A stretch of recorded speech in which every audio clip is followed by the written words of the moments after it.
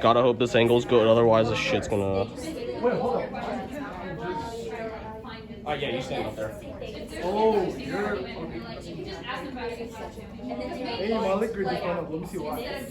Your what? Lip grade.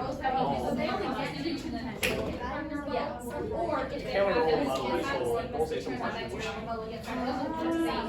No promises.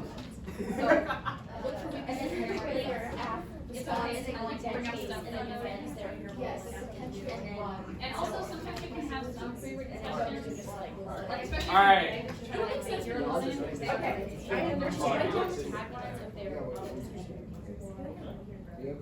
Hello, everyone.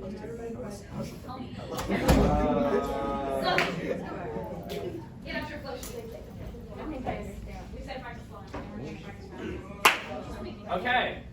So, if you guys are ready, if you haven't already, set up your flow sheets if you want to flow. I recommend most of you guys flow.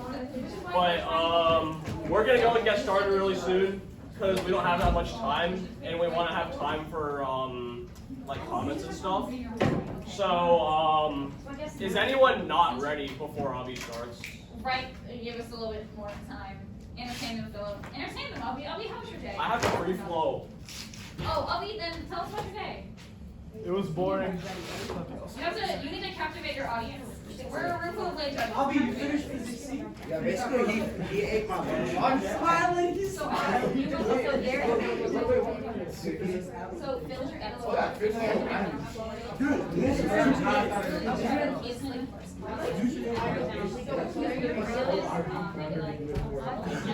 Huh? You don't want to look at the Adi!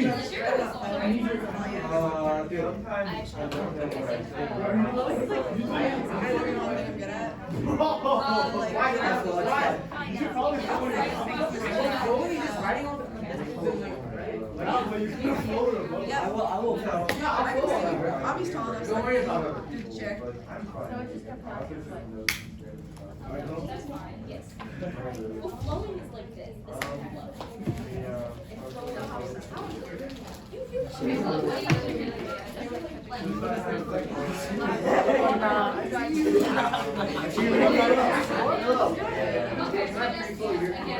No, Wait, are you using the same case that he said? no,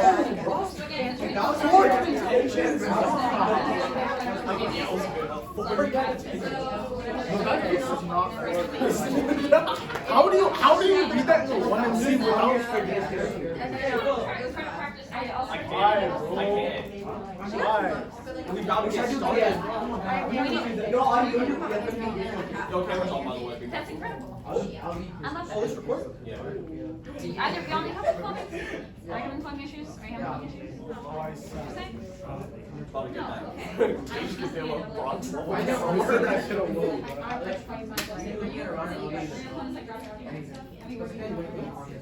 Are we good? Everyone, are we good? I'm nobbing right now. Hang on. Bro, it's 2:40. Okay. I don't have time, bro. This is all I do. Hamza, novice, go. Okay. So, I guess what I'm just like, is like, since you're in a low pressure environment, just listen to them. It's my free. And then wait for them to say everything. Big list, be like, okay, and then write down the key things. So it's like, Loki, I wish I could. I want the Loki. I want the experience. You're like good to develop better for my. Also, I might have the evidence managed. What? Maybe. I have my school laptop, bro. I don't even have my evidence file. Are we good? Do you want any flowing tips or advice? You're slang. I love it. Okay, now start. Go, go, go. All right. Is anyone not ready before we get started? Real quick, everyone should flow the round unless like you have a reason not to. I'm actually gonna go a little bit faster than I would for a lay judge because I want y'all to practice flowing. Don't worry, I'm not spreading or anything like near that. But like, I'm not gonna be talking at like super duper slow speed. I assume Philip will be close to that as well. So Yeah. just make sure y'all flow. Also, because we're recording, I kind of want to encourage y'all to be as quiet as you can because like there's people that couldn't be here, so I want to make it as good as possible for them. So if everyone's good, we can go ahead and get started. All right, timer starts 3, 2, 1. I affirm the resolution. Resolved. The People's Republic of China ought to prioritize environmental protection over economic growth. To clarify the round, I have one definition. Prioritize, according to Oxford Languages, means to designate or treat something as more important than other things. To clarify the round further, I have one observation. Since the word prioritize means to treat something as more important than other things, the affirmative's burden is not to prove that we must completely disregard the economy altogether, but rather it's to prove that we have a moral obligation to treat environmental protection as more important than economic growth. This leads me to my framework. I value morality. Morality should be the highest value of this round today because the resolution specifically uses the word ought, which indicates that it's asking the debaters to debate whether or not the prioritization of the environment over the economy is moral or not. Therefore, the debater that best upholds morality should win this debate today. My value criterion is utilitarianism, which simply means to act in a way that maximizes pleasure and minimizes pain for the greatest number of people. Prefer my value criterion for two reasons. The first is that it's very rare that a policy will benefit everyone in a society. So when deciding whether or not to prioritize environmental protection, we must decide whether or not it benefits the majority of people in a society more than it harms them. Second is that util is a prerequisite to other frameworks. You can't evaluate philosophy or any other value/value criterion if you're dead or suffering. We must first minimize suffering before we consider other framings. This leads me to my contention 1, which is China leads all developed countries in greenhouse emissions, and it's specifically because of economic growth. Rhodium 21 furthers. Based on new estimates, global emissions reached 52 gigatons of CO2, a 11.4% increase over the past decade, and China alone contributed over 27% of total global emissions, far exceeding the second highest emitter, which only contributed 11%. This represents a tripling of 1990 levels and a 25% increase over the past decade. Mislin 21 further states, China's economic rise has greatly accelerated emissions. China has emitted more greenhouse gases than any other country according to Climate Watch. This leads me to my contention 2, which is climate change has enormous harms that are irreversible. Subpoint A, climate change increases global inequality, flooding, drought, and food shortages globally. NOAA 22 states, impacts of climate change are interrelated. Climate change impacts are uneven across the world. Long-standing socioeconomic impacts make undeserved groups who have the highest exposure to hazards and the fewest resources to respond more vulnerable. Flooding is an increasing issue as climate is changing. Compared to the 20th century, there are stronger and more frequent precipitation events across the US, and drought is also more common. Higher air temperatures cause plants to lose more water, meaning farmers must give them more water. Food supply depends on climate conditions, and increased temperatures create challenges for farmers who put food on our tables. This leads me to my subpoint B, which is climate change is especially harmful for China. WAM 22 states, China will be hardest hit by global warming. China will need solutions to water and food insecurity, poverty and inequality, and extreme weather events. China will suffer biggest economic losses as a result of rising sea levels and floods. And China's food security will be threatened. A warming climate is expected to affect yields of wheat, maize, rice, and fish. China is already dealing with water scarcity, however, climate change will only exacerbate this issue, affecting farming and people's livelihoods. Global warming will bring extreme rainfall, and Asian coasts are projected to see higher sea level rise than the global average. Further, observed biodiversity loss in China includes the local extinction of mammals caused by climate change. This leads me to my subpoint C. Economic growth increases air pollution, which kills citizens. Sibitsley 20 states, China is leading annual emitter of greenhouse gases and mercury. Air pollution threatens China's people as well as global health and the world's economy. An estimated 1.24 million people died from exposure to air pollution in 2017, according to a recent study in The Lancet. Since 2000, the number of people who have died from air pollution in the People's Republic of China tops 30 million. Too much Chinese economy is built on willful disregard for air, land, and water quality. The People's Republic of China is the largest emitter of greenhouse gases since 2006, and carbon dioxide in the PRC increased 80% between 2005 and 2019. President Xi recently committed China to achieving carbon neutrality by 2060. However, he has offered few details on how he will reach that goal. The country's increasing construction of coal-fired power plants, which are the largest contributor to CO2 in the air. This leads me to my contention 3, which is climate change hurts China's economy. Duan 21 states, climate damage in China lead to 5.7% GDP loss. Negative role of climate change in economic activities is in many aspects, such as agriculture, industry, ecological system, and human health. Evidence reveals climate change may cause 77% of the world's countries to become poorer by the end of the century if no emission control actions are implemented. For China, crop damage associated with climate change during the last decade has reached $868 million, and by 2100, the production of corn and soybean may decrease 19%. 17%. Now, to describe an empirical study that models this data, we built two-dimensional database of economic, employment, and industrial data, and temperature, precipitation, relative humidity, and sunshine, air pressure, and wind speed from 1990 to 2016. Finally, incorporate the integrated assessment model and provide multi-model projections on the long-term impacts of global warming on China's economy. In this study, we find sufficient evidence on negative role of warming in China's GDP. A 1 degree Celsius increase in temperature reduces GDP by 0.78 percentage points, which is the equivalent to a climate damage of $241.7 billion. Now we're gonna end the 1AC by just summarizing impacts. Now to summarize impacts, our contention one evidence proves that China emits massive amounts of greenhouse gas, and the main reason is because of its rapid economic development. So prioritizing environmental protection is key to prevent the negative effects discussed in our evidence and contention 2, which include increased inequality, increased flooding, increased drought, lower food supply, lower biodiversity, and increased water scarcity, and worse air quality, which would cause death. Finally, our contention 3 evidence cites an empirical study that proves that climate change actually hurts China's GDP, which means prioritizing the environment would in turn benefit the economy. For all these reasons, I urge an affirmative ballot, and I stand ready for cross-examination. Cool. You won't be talking to big dog. 3 minutes. All right. It'll go ahead and start my first word. Everyone ready? Yeah. Okay. All right, let's start on your first contention. You say that China leads on greenhouse gas emissions because of econ growth. Could you explain that real quick? Sure. So I'm not going to reread our piece of evidence, but basically almost all reporting sources in 2022 have labeled that China is leading all developed countries in greenhouse gases, and the reason that we say specifically because of economic growth is for a few different things, right? We would say that the first major thing is urbanization. We would say that the rapid urbanization that we're currently seeing in China is a main reason that causes these emissions. Secondly, we would say that the transportation in China is another main reason. All right, cool. Sorry. All right, what's the impact of your first contention? So our first contention is basically proving that we have a moral obligation for the People's Republic of China to prioritize environmental protection, considering that they contribute more greenhouse gases than all other developed countries, which is 27%. Let's move on. Second contention, you say climate change leading to drought and food shortages. How does the app solve? Sure. So the app solves by one thing, right? We're not making a blanketing statement that we solve all of climate change or that global warming will cease to exist if you vote app. But we're saying that it's a radical change from the status quo or prioritizing economic growth and environmental protection equally.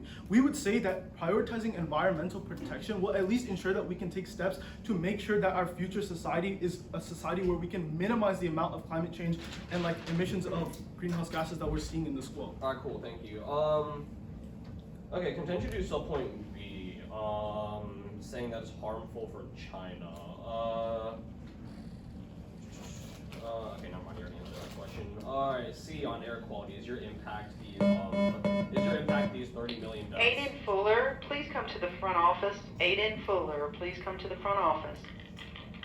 We can do 20 more seconds after 3 minutes. Cool. But yeah, the impact is basically an estimated, well actually no, it's more than that. The 1.24 million people that died was solely in 2017. Since 2000, the number of people who have died from air pollution in the People's Republic of China tops 30 million. So we would say that additionally, on top of the 30 million deaths that we've already seen due to the air pollution and the air quality in China, we would see even more deaths as greenhouse gas emissions sort of increase more and more with things such as urbanization and economic development that we're seeing run rampant in China right now. All right, cool. Third contention, you talk about how climate change hurts the economy, and you're saying that do you think that climate change is the only thing that's hurting the economy, or what statistic do you say that? Right, so a couple things here, right? We're not saying that the only thing that harms the Chinese economy is solely climate change. Okay, how much? How much is it harming the economy? Right, Do you so have a quantifiable number? Yes, we do have a quantifiable number. We read a study. So based on our study, we would say that a 1 degree Celsius increase in temperature reduces GDP by 0.78 percentage points, which doesn't sound like a lot, but consider that the Chinese GDP is $17.7 trillion, which would mean that a 0.78 percentage point is a climate damage of $241.7 billion US dollars. Further, we would state that the food supply is harmed by things such as climate change, by things such as drought, which would reduce the amount of food that China is able to export, which would also harm its GDP. But we're not making a blanketing statement that climate change is the only thing that harms China's GDP. All right, that's time anyways. Let me just take writing prep. I'll go and start now.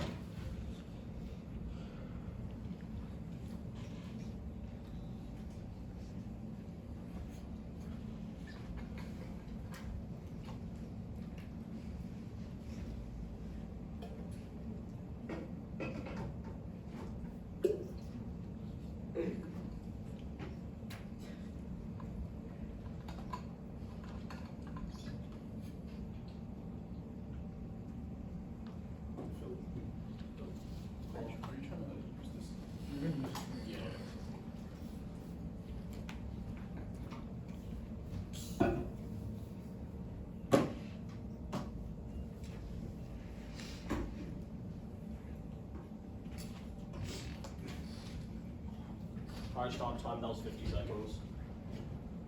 3 minutes and 10 seconds left to prep. Jeez, you're tall, what the heck? Okay. Order will be negative case, affirmative case. Everyone ready? Case top down. Yes.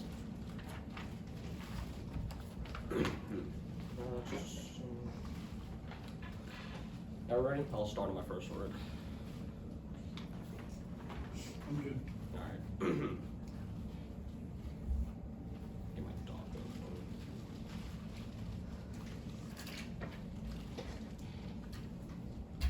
I negate the resolution. The People's Republic of China ought to prioritize environmental protection over economic growth. I agree with my opponent's framing of value of morality and standard of maximizing expected well-being, aka utilitarianism. Starting on contention 1, China's growth is slowing now. Srinivasan in Paris 22 states, tightening of financial conditions is raising government borrowing costs and central banks continue to raise interest rates. Depreciating currencies could further complicate policy challenges. Russia's invasion of Ukraine continues to trigger slowdown of economic activity that will reduce demand for Asian exports. China's zero-COVID policy led to slowdown in growth. Markets are looking for decisive pro-growth actions from Chinese lawmakers. Ong 22. Policymakers in China have to be more aggressive in supporting the economy. The market has to feel a comforted growth is going to pick up in China. China's growth hasn't been as strong as expected despite the steps taken by authorities. Slowing Chinese growth escalates every hotspot. Brands in Beckley 21. A China that is slowing economically and facing global resistance will find it difficult to displace the United States. The world should expect China to act more erratically before its fortunes fade. The Chinese Communist Party become increasingly heavy-handed in securing vulnerable supply lines in Central and Southwest Asia, Africa, and other regions. China will be tempted to use force to resolve the Taiwan question. Xi has repeatedly declared China cannot wait forever for its renegade province to return. China will run greater risks and accept greater tensions as it tries to lock in key gains. These conflicts go nuclear. Perry no date states, triggering event could be in the South China Sea. China feels strongly that they have rights with their ownership of islands in the South China Sea. They will take strong actions, including conventional military actions to support those. A minor military clash between Chinese forces and American forces escalate into a nuclear conflict by miscalculation. Contention 2. China's economic health is connected to the rest of East Asia. Fodder 5. Every major East Asian economy, Japan, South Korea, Taiwan, Thailand, Singapore, Malaysia, Indonesia, Philippines, and India, is running a substantial trade surplus with China. The countries see China's continued growth as essential to their own economic success. The economies of East Asia are increasingly integrated around a Chinese core. All of these countries look to China as their principal growing export market. It means these economies sink or swim together. Asia is already on the brink of a major food crisis. Tan 22. Asian economies already facing skyrocketing prices as a result of the Russia-Ukraine conflict are being hit with food shortages. Asian buyers and sellers are in a scramble for corn and wheat supplies as supply has been cut off. And there's already a chronic hunger problem. Jayaraman 21 states, Asia accounts for the bulk of people who are undernourished, with 418 million people hungry. Economic growth is key to resolving hunger. Empiric state, Hang 15 states, economic growth helped the Asia-Pacific region to have the proportion of those who have too little to eat. Asia's economic expansion over the past 3 decades have greatly increased the region's access to food. The impact is food insecurities drive vicious cycles of war, affecting the marginalized the most. Empiric state, McFarland 21. Food insecurity drives conflict. Fighting erupts over food sources because individuals find food by joining a military group. Food insecurity is a key driver of conflict in the Sahel. Home to 100 million people, many rely on subsistence agriculture, which is decreasing as desertification enlarges. Here's my thesis. Environmental protection does not necessarily trade off with economic growth, since China can pursue a strategy of sustainable development that emphasizes economic growth, but not at the cost of the environment. Thus, the alternative, the People's Republic of China ought to prioritize economic growth via sustainable development. Yang et al. 22. We propose policy to sustainably improve China's environmental impacts while maintaining economic growth. The central government should continue to promote the industrial structure while restructuring to compress high energy consumption, high pollution, and high emissions. The government should pursue low carbon energy, renewable energy, energy efficient building, emission reduction, and the conservation of energy. Strengthen the role of tech, innovation, in economic development, and improve green manufacturing. Should improve control of waste, should pay more attention to environmental performance when evaluating the political promotion of government of local officials, and reverse the dominance of economic performance. It's competitive because the neg doesn't trade off economic growth, whereas the AF has to. Sustainable development works. Historical empirics prove. Petrushkova 22. China's nominal GDP increased by 10 times from 2000 to 2019. Sustainable development contributed to better development, overcoming the technological gap in nature conservation.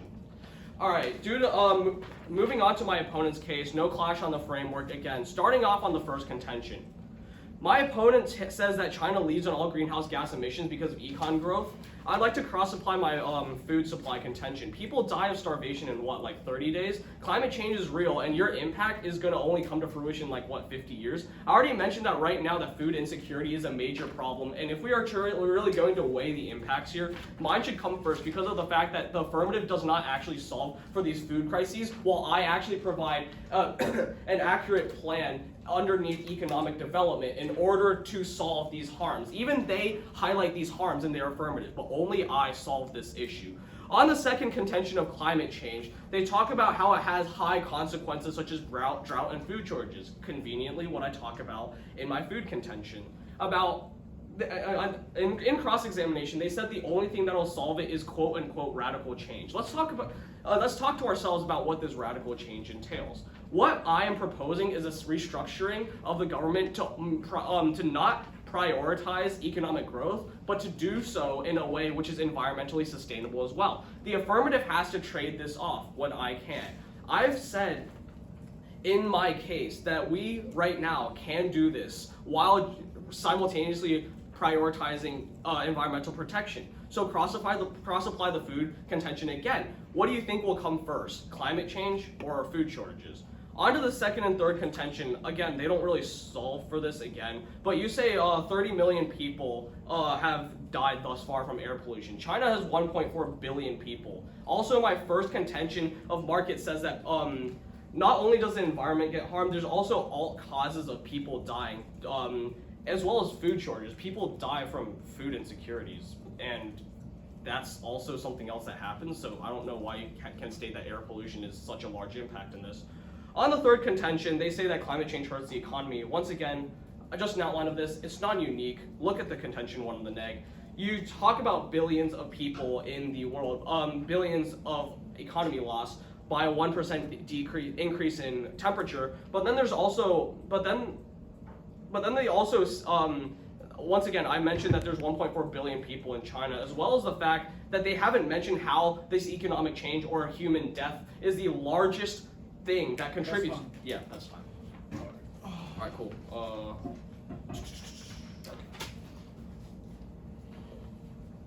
Can I see? Which one? Oh, yeah.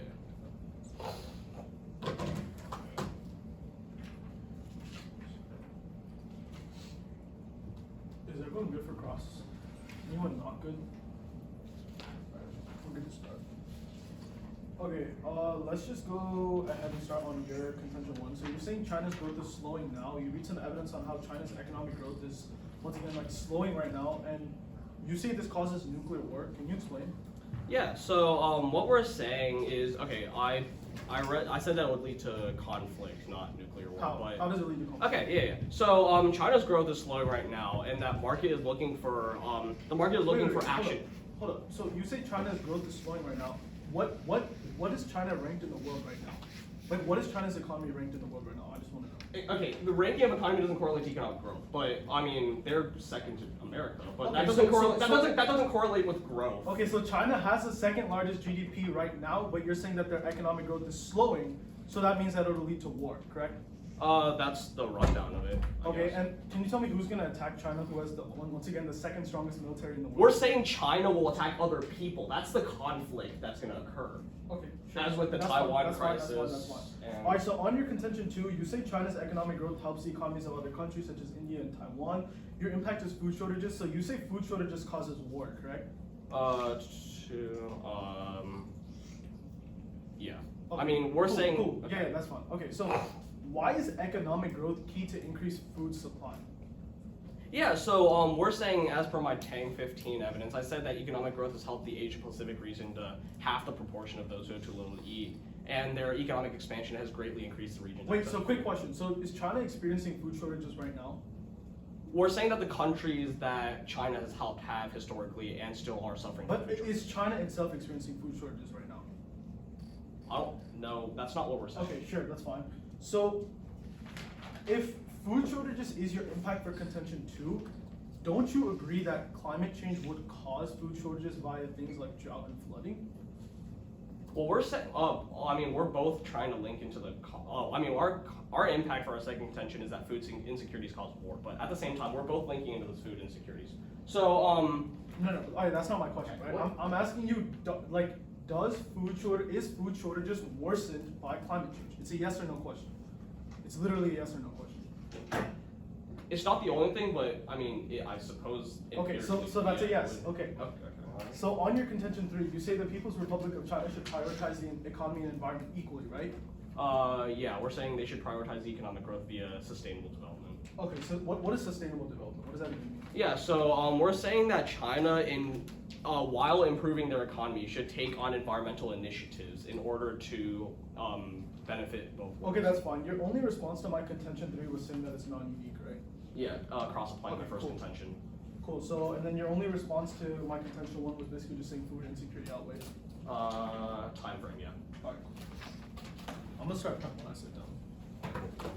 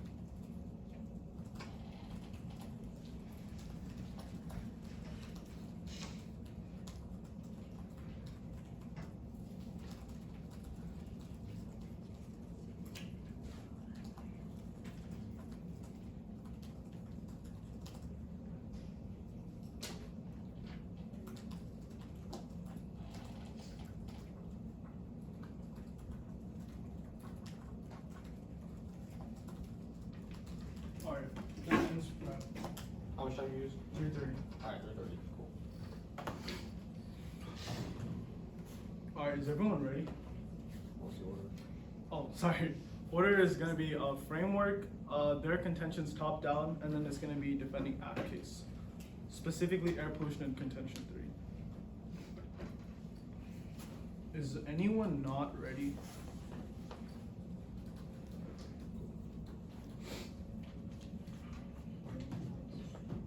Timer starts first word.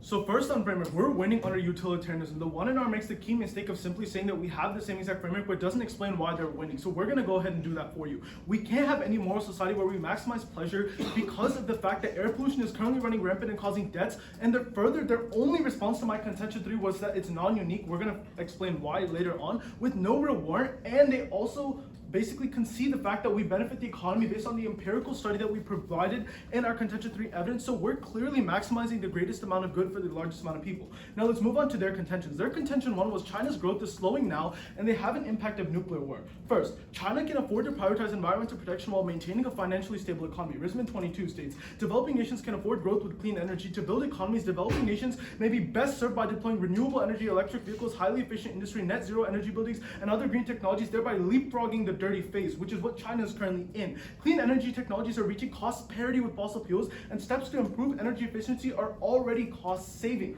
Now, what this piece of evidence tells you is that first off, even if you buy the fact that China's growth is slowing right now, they have the second largest GDP in the country, which means that if their growth really is slowing down, they have the capital and sort of the money to be able to withstand that impact. Second, their only response to my contention 3 was that it's non-unique. We gave you an empirical study that proves that a 1 degree drop, a 1 degree increase in the climate story causes a $241 billion loss. So the economy arguments all flow affirmative because of the fact that prioritizing environmental protection does in fact increase the economy and minimize the loss to the GDP that occurs when we're not prioritizing the environment. So their contention 1 is completely non-unique and flows affirmative. Now, once again, on their contention 2, which is food security with war impact. Once again, the impact is terminally non-unique for a few reasons. The first is that climate change worsens food shortages. My subpoint A and B under contention 2 prove to you this, and my opponent in fact agrees to this in cross-examination by saying that yes, climate change does in fact increase food shortages via things such as flooding and droughts. Secondly, my opponent states that a worse economy would harm countries' food supply around China, but once again, they virtually drop my third contention, which gives you an empirical study that a 1 degree increase in the temperature in China causes a $241 billion loss. What this tells you is that there's no impact to their contention 2 of food insecurity with war because of the fact that they've completely unresponded to our contention 3, which proves to you that this sort of economy argument that the neg will try to make in the 2 and R inevitably flows aft because of 2 reasons. The fact is that we can prioritize the economy via things such as the rice card that we just read you in response to our contention 1 and the card that we read to you in our contention 3. Now, moving on to their contention 3, or their observation, which is sort of that we prioritize them equally. First off, the negative arguing that we should prioritize economic growth and environmental protection equally misses 2 key points. The first is that China already has the second largest GDP globally, so their economy is already powerful. However, they emit 27% of the global carbon emissions, which leads all developed countries. Based on this, we can clearly see that there's a moral obligation to prioritize the environment because the environment is a far more pressing issue right now in China, considering that their economy is already strong. Furthermore, the second key issue that this whole prioritize equally argument misses is impacts. Considering China's economy is already strong, at best prioritizing them equally might increase quality of life slightly. However, if we don't focus on the environment and make it a priority right now, then the air quality in China, which is already bad, will get even worse and will cost us millions of innocent lives, and things such as drought and flooding will increase exponentially as proven by our 122 evidence. Now, finally, we're going to collapse solely to our contention 3 and 2. Our contention 2 subpoint C clearly proves to you that air pollution will increase in any world in which we're not prioritizing environmental protection, and 30 million people have already died to air pollution from 2000. Secondly, their only response to my contention 3 was that it's non-unique. Buy into this empirical study that I gave you that proves that a 1 degree Celsius increase costs $240 billion, so economy clearly flows aft, and the negative has no offense, so for all those reasons, vote aft. Alright. 30 minutes, 10 seconds of crap starting now.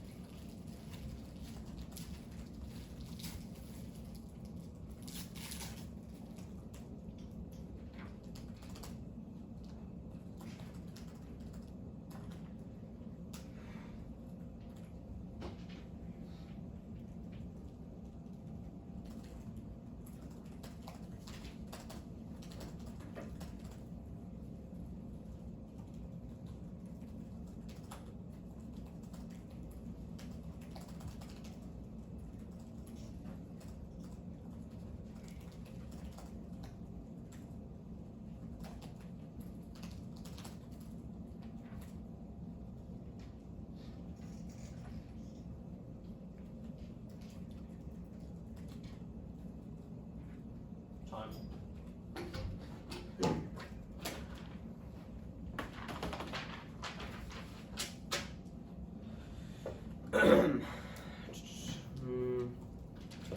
Alright, 6 minutes.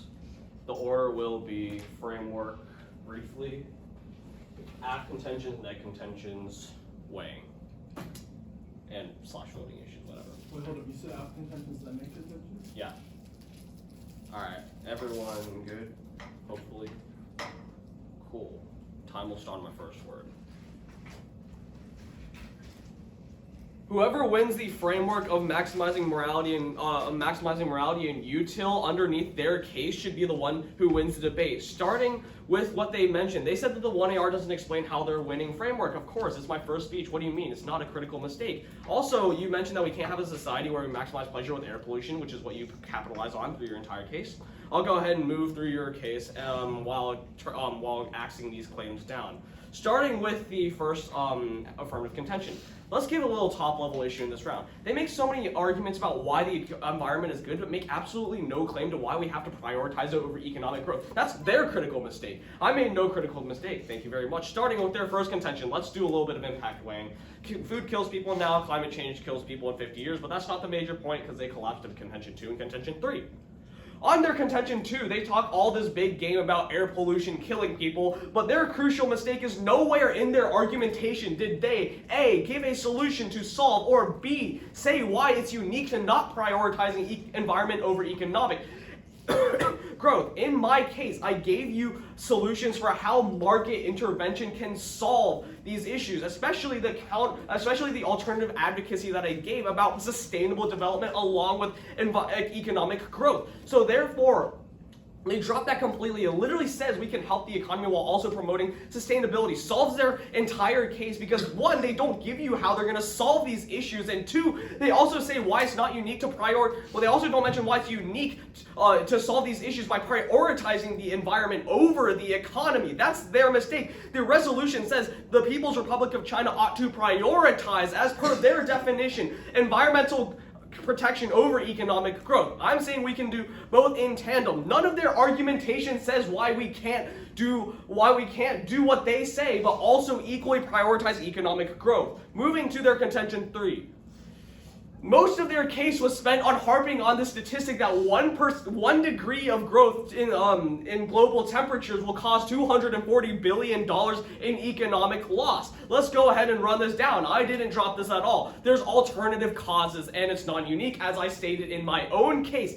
I'd like to restate that the card that I said mentioned COVID, it mentioned inflation, it mentioned the devaluing of currency. So therefore, if you really want to argue about how much the economy is being harmed, that flows negative, because I mentioned reasons why we can solve for this issue through economic growth, and all they mention is just how bad the growth of economy is. However, they've given you no way to solve it. Think about this. They mentioned radical change in their cross-sects. Would you rather have radical change, regime change, some sort of a foreign policy shift in order to fix this issue? Or would you rather equally prioritize the economy as well as promote the sustainable development goals so they can solve the impacts of both the affirmative and the negative? Once again, this is a major problem that they have in their case. Of course, I get it. Environmental protection is good, but you haven't proven why it's essential to prioritize it over economic growth, which is why my impacts still stand in this round, because if we don't prioritize economic growth, all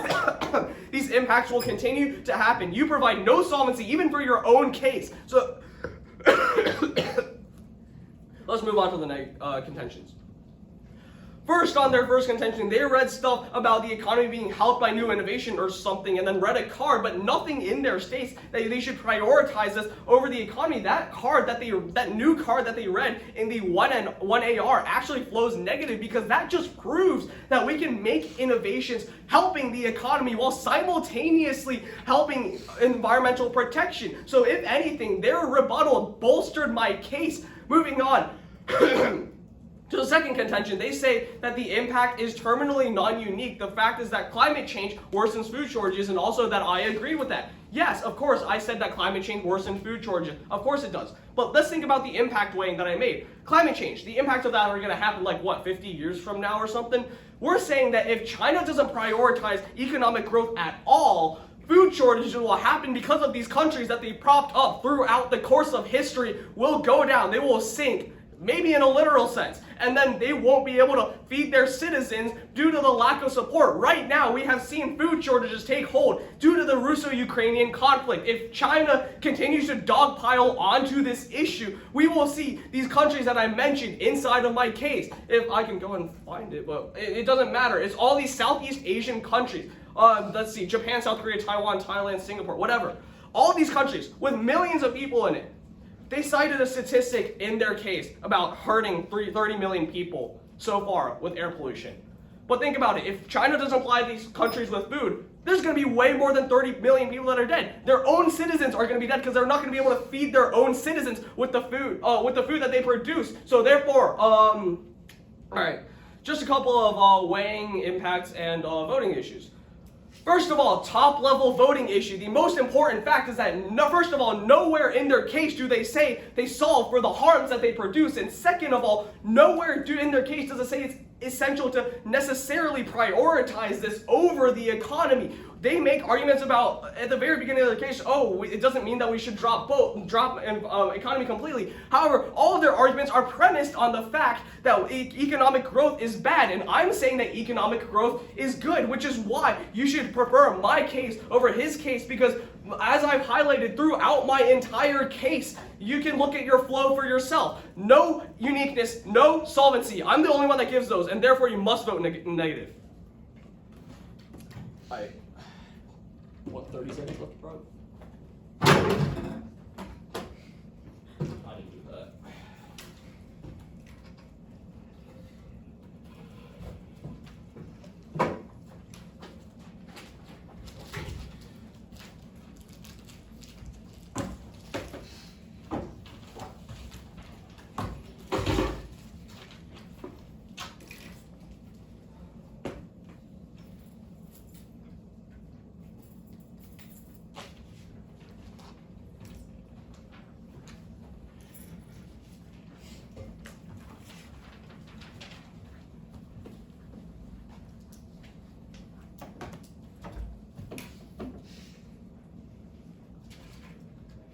Alright, order is gonna be no framework at the top of the 2AR because we're gonna talk about framework in the voter issues. So yeah, framework in the voter issues. Then it's gonna be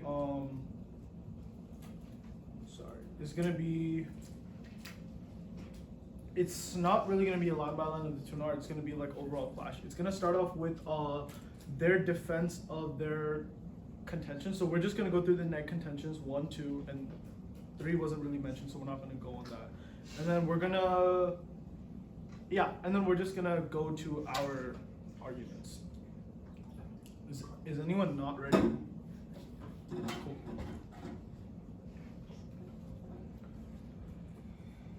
So first off, I read you the Rissman 22 card, which states that China can afford to prioritize the environment without any economic loss, and cross-applied my contention 3 as well in response to their contention 1 in the 1AR. Let's see what the negative response to in the 2AR. They say that the card flows negative, but first off, it doesn't. What the card's warrant explains is that we can prioritize the environment while also making sure that we don't have economic losses. Think to yourselves and answer, how does that flow negative? We're saying this was a defensive argument, not an offensive card in response to the affirmative. We were saying in response to their economy arguments that we can prioritize the environment and also minimize economic loss, so we were doing impact defense. This card doesn't flow negative, and their response by just saying the card flows negative is completely unresponsive to the card that completely counters their contention 1 of economy, which proves that their contention 1 is non-unique and no offense. On their contention 2, I told you that climate change worsens food shortages and that their link, which is a worse economy causing war, isn't even true. And that would mean that they don't even get access to the food insecurity argument in their contention 2 and it flows out. They simply said, first off, they agree that climate change does worsen food shortages, and then they go on to say that food shortages will happen, but they don't answer our argument in the 1AR, which is that they don't even have a link to their food security argument because of the fact that economy clearly flows out. 2 things on this food security argument. First off, if you really want to talk about how food security flows out for neg, clearly flows out. All of our evidence does the work for you. You don't need to do any thinking. Climate change will cause increased drought and flooding, which will definitely lead to food shortages. The opponent even concedes this. So even if you think food shortages shows neg, it's not not a clear enough reason to vote for them, as AF is also getting some of this food shortage impact, and they've sort of conceded this no link argument that we made in the 1AR, sorry, which is basically that a sort of worse economy, which is what the neg's internal link to this food insecurity argument is, which is that it causes more war, isn't even true. Now, on their third contention, I said that China already has the second largest, or actually, sorry, they don't even go on the third contention. We're going to move on to our case. Now, they attack air quality by, they continuously say that we don't give a solution, we don't have solvency. First off, remember the 1AC observation I gave you, which was cold conceded in the 1NR and 2NR, which all it told you is that the affirmative has to prove we have a moral obligation to prioritize the environment over the economy. We don't need to give solid answers as to how we're going to do all of these things, and if the negative really cared so enough, they could have asked in cross-examination. Further, we actually did give some kind of solvency. We said that the massive amounts of coal in China are worsening air quality, so we did prove a solid link on exactly how we're going to improve air quality. They completely don't respond to this. Now, they just attack my contention 3 of climate change harms the economy by saying that there's alternative causes. Completely unresponsive, as they don't specify what those alternative causes are, buy into the empirical study that we gave. Now, the only voter issue is that the air quality and economy clearly flow AF. You vote AF on the fact that 30 million people have died since 2000 from worse air quality, and if we don't prioritize environmental change right now, we're going to see many more millions die, which outweighs any economy arguments or food insecurity arguments. So vote AF. Good debate.